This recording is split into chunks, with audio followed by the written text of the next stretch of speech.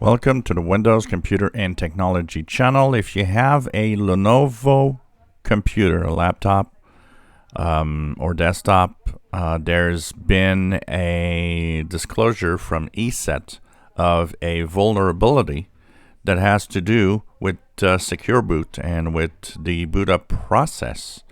So there's really some BIOS vulnerabilities that are actually in some of the Lenovo services.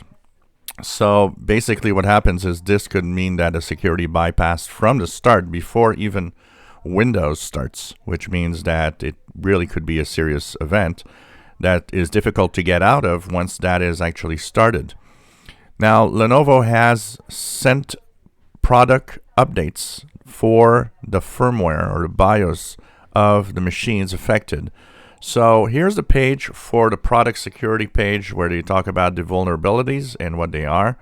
And you will have the different links to all of this. Check out the details are in here, and it will actually give you the possibility to check out the updates required for your computer. So ThinkPads, ThinkBooks, all the Lenovo computers and so on.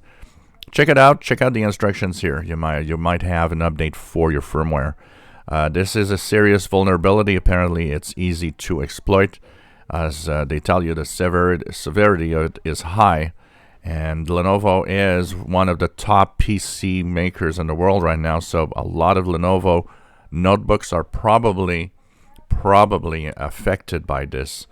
So before the bad happens, follow the instructions, update your firmware, your BIOS, make sure that you have the latest to be safe to fix all the vulnerabilities that are in the Lenovo products.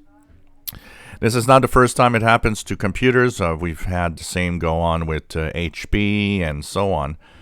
There's always vulnerabilities here and there, and but the ones that have to do with the firmware, the BIOS, all the secure boot stuff are the most important, as they are really pretty bad in general.